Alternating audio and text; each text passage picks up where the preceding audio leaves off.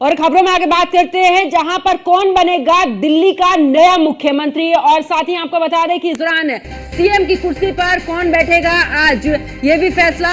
आतिशी गोपाल या सौरभ कुर्सी पर कौन बैठेगा, नए सीएम का सवाल, किसे चुनेंगे केजरीवाल। और इसी के साथ आपको बता दें कि मुख्यमंत्री का कौन चेहरा, किसके सिर चेहरा आज सजेगा। और साथ ही आपको बता दें कि सीएम का फेस कौन, खत्म होने वाली है रेस और अगला सीएम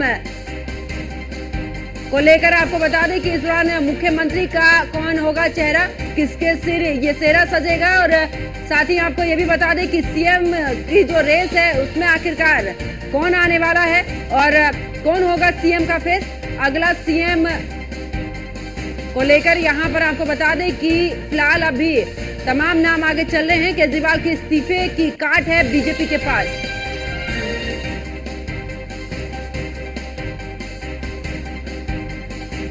और एडिटर इन चीफ अनुराग चड्ढा जी हमारे साथ में जुड़ चुके हैं। सर, क्योंकि आज अरविंद केजरीवाल इस्तीफा देने के लिए जा रहे हैं, ऐसे में क्या लगता है, क्योंकि कई नाम सामने आ रहे हैं।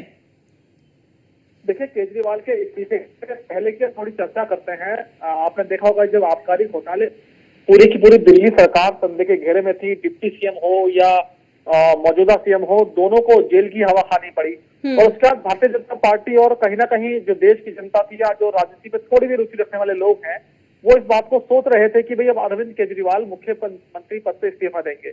लेकिन अरविंद केजरीवाल संविधान के बारे में बहुत कुछ जानते थे और उनको ये मालूम था कि अगर वो बीजेपी के इस चक्रव्यूह के सामने बिखर गए, टूट गए, तो उनका राजनीतिक जो भविष्य है वो खतरे में पड़ सकता है। तो इसीलिए उन्होंने तमाम तरह की आलोचना सही, लेकिन मुख्यमंत्री पद से इस्तीफा नहीं दिया। और देश के इतिहास में शायद पहली बार ऐसा होगा कि जो सरकार थी वो जेल से चली। अब देखिए, जब वो उनको जमानत मिल गई तो उनको ये बात मालूम थी, क्योंकि देखिए जब कोई भी व्यक्ति भले ही समाज के सामने अपना अपराध स्वीकार न करता हो या वो गलतफहमी का शिकार ना होता हो, तो वो सोचता जरूर है कि मेरे से क्या गलत हुआ, क्या सही हुआ। तो जब अरविंद केजरीवाल ने आत्ममंथन किया होगा और वो फ्लैशबैक में गए होंगे, तो उन्होंने देखा कि भाई मेरा राइज कैसे हुआ। उनका राइज ऐसे हुआ कि सबसे पहले उन्होंने आरटीआई की शुरुआत की थी, लोगों को जागरूक किया भ्रष्टाचार के बारे में, फिर अन्ना आंदोलन से वो जुड़े और उसके बाद जनता के वो फेवरेट बन गए, क्योंकि उनको मालूम था कि देश में करप्शन बहुत ज्यादा है, नौकरी लोगों को नहीं मिल पा रही है। तो जो देश का एक ऐसा वर्ग था युवा जो हमेशा राजनेताओं से जिसको कुछ नहीं मिला, तो उसको अरविंद केजरीवाल और अन्ना आंदोलन ने एक तरह की होप जगाई।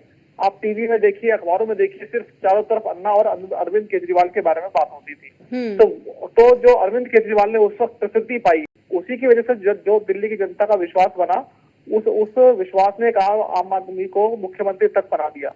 अब लेकिन भारतीय जनता पार्टी लगातार कोशिश करती रही कैसे भी करके दिल्ली में केजरीवाल को चुनौती दे दे, लेकिन तमाम तरह के हथकंडे अपनाने के बावजूद बीजेपी अरविंद केजरीवाल को चुनाव में नहीं हरा पाई। आप देखिए, प्रधानमंत्री नरेंद्र मोदी का जादू, देश के किसी भी हिस्से में वो जाते हैं तो उनका मैजिक सिर चढ़कर बोलता है, लेकिन जिस जगह प्रधानमंत्री का घर है और जहां सबसे ज्यादा शक्ति का केंद्र है, उसी दिल्ली में अरविंद केजरीवाल को भारतीय जनता पार्टी हरा नहीं पाती थी।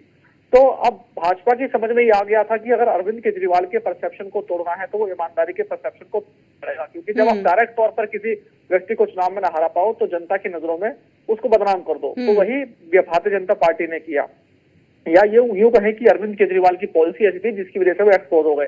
तो अब उनको मालूम था कि अगर वो इसी कलंक के साथ चुनावी मैदान में आएंगे तो जनता उनको हरा सकती है और उनका राजनीतिक भविष्य खतरे में पड़ सकता है। तो इसलिए उन्होंने ये दाव चला कि भाई अब जनता के सामने विक्टिम कार्ड में खेलता हूँ। अब रही बात दिल्ली के मुख्यमंत्री की, तो अब सबसे बड़ी बात यह है कि आपको याद होगा कि जब झारखंड के मुख्यमंत्री सोरेन साहब जेल में गए थे तो उन्होंने चंपई सोरेन को मुख्यमंत्री बना दिया था, और जब वो छूट कर आए तो उन्होंने अपने दोबारा से मुख्यमंत्री पद पर आसीन हो गए। इसके अलावा राजनीति में ये बात भी कही जाती है कि भले ही आप पावर किसी को दे दो, सीएम की कुर्सी किसी को दे दो, तो वो पूरी शक्ति इसको दी जाती है या खड़ाओं के रूप में मुख्यमंत्री के पद पर किसी को बैठाया जाता है।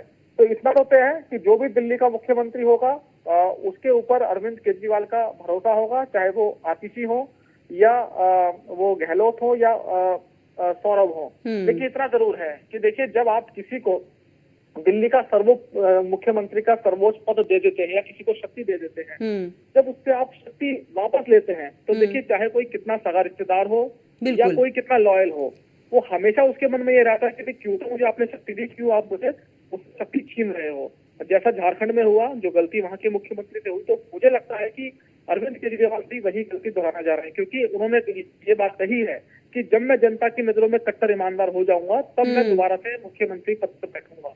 तो अब ये बड़ी समस्या होगी कि जिसको भी वो दिल्ली की कुर्सी पर बैठाने जा रहे हैं तो कहीं उसमें दोबारा से मुख्यमंत्री पद का तो मोह नहीं हो जाएगा। जब उससे शक्ति छीनी जाएंगी तब भी क्या उसकी लॉयल्टी अरविंद केजरीवाल के प्रति रहेगी? तो ये सारे तमाम सवाल हैं। भले ही आज दिल्ली के नए मुख्यमंत्री पर मोहर लग जाए, लेकिन बहुत सारे सवाल ऐसे हैं जिनका सामना अरविंद केजरीवाल को फ्यूचर में करना ही पड़ेगा। जी बिल्कुल। चलिए सर, बहुत बहुत शुक्रिया जुड़ने के लिए और तमाम जानकारी हमारे पास तक पहुंचाने के लिए। और देखिए, आपको बता दें कि आज अरविंद केजरीवाल इस्तीफा दे सकते हैं, लेकिन जिस तरीके से आपको बता दें कि आखिरकार नाम काफी आगे चले, चाहे आतिशी के नाम को लेकर चर्चा चल रही है, सौरभ भारद्वाज के नाम को लेकर चर्चा चल रही है, गोपाल राय के नाम को लेकर चर्चा चल रही है, लेकिन सवाल यही खड़ा होता है कि आखिरकार जिस तरीके से हमने झारखंड में देखा था कि क्या कुर्सी मिलने पर एक बार फिर से मोह इस दौरान देखने को मिल सकता है? क्या अरविंद केजरीवाल की मुश्किलें और ज्यादा बढ़ सकती हैं?